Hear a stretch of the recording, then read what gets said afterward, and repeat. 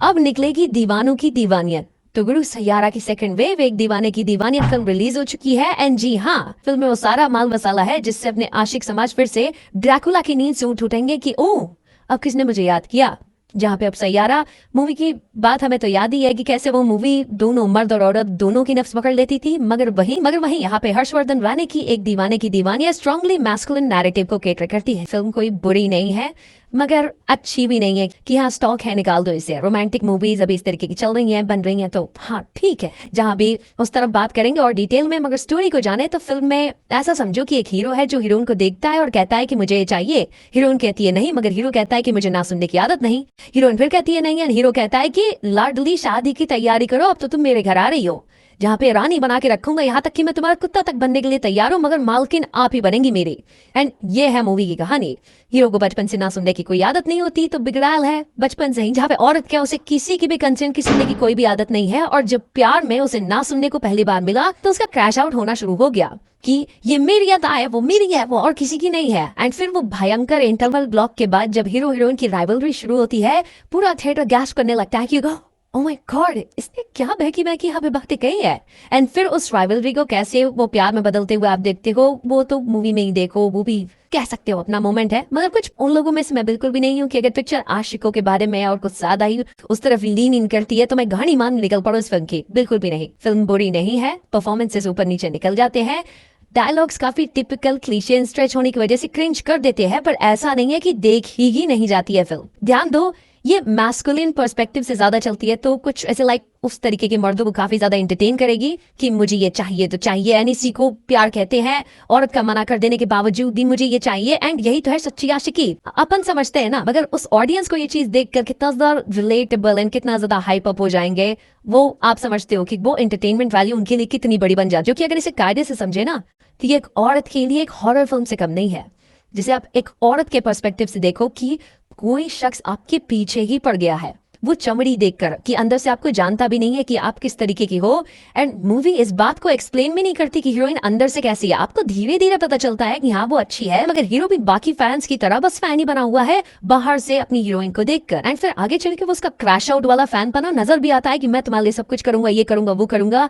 And literally कुत्ता बनने के लिए तैयार हो जाता है। एंड किसी भी औरत को ये बिल्कुल भी पसंद नहीं आता कि कोई भी बंदा मुझे पाने के लिए एकदम गिर ही गया है, बिछ ही गया है मेरे सामने। कम दिमाग लगाने वाली ऑडियंस को ये नैरेटिव बहुत ही अपील करेगा कि एक लड़की के मना करने के बावजूद भी मैं उसका जीना हराम कर दूं। एंड वो उनके लिए एक रोमांटिक जेस्चर बन जाता है, जहाँ पे असल जिंदगी में असली बात तो ये है, ये क्रीपी हॉरर नाइटमेयर है एक औरत के लिए। आप खुद को एक एज एन औरत ही इमेजिन करके देखो कि आप छोड़ो, औरत भी इमेजिन करके छोड़ो कि आप मर्दी रहो। एंड जो आप लाइक जिस तरीके की वर्स्ट औरत को आप इमेजिन करते हो, वो आपको इस तरीके से पीछे आपके पीछे पड़ जाए कि नहीं मुझे तुम ही चाहिए, कैसा लगेगा आपको?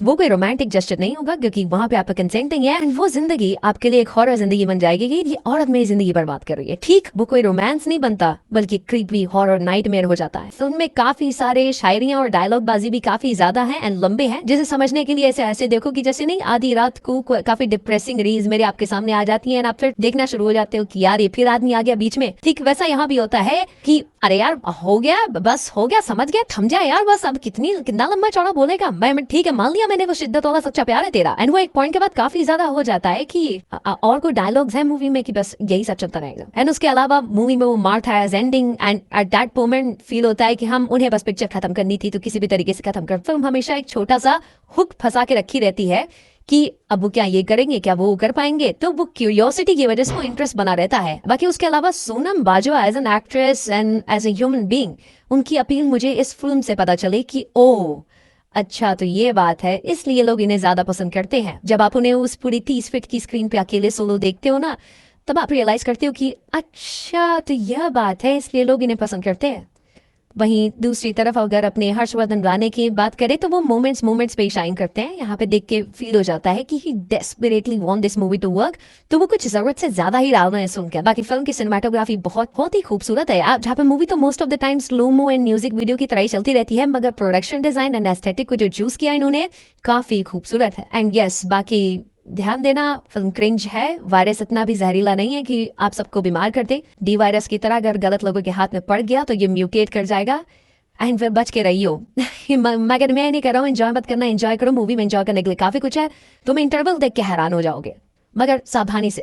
मैंने थिएटर जाते हुए देखा, हाउसफुल था, ऑडियंस वही वाली थी, सैयारा वाली, बूढ़ी पोटेंशियल रखता है इसका फटने का। बाकी फिर भी आप ध्यान देना एंड ऑब्जर्व करते रहना कि इस वायरस का असर कहाँ तक पहुंच रहा है। हर शहर, स्टेट, मोहल्ले से मुझे पल पल की रिपोर्ट चाहिए एंड तब तक के लिए आप अपने ओपिनियंस में कमेंट्स जरूर बताइएगा। बाय द वे, सीबीएफसी ने इस फिल्म को ए सर्टिफिकेट क्यों दिया? क्या था इस फिल्म में कि इसे ए सर्टिफिकेट मिला? बाकी आप अपने ओपिनियन जरूर से बताना।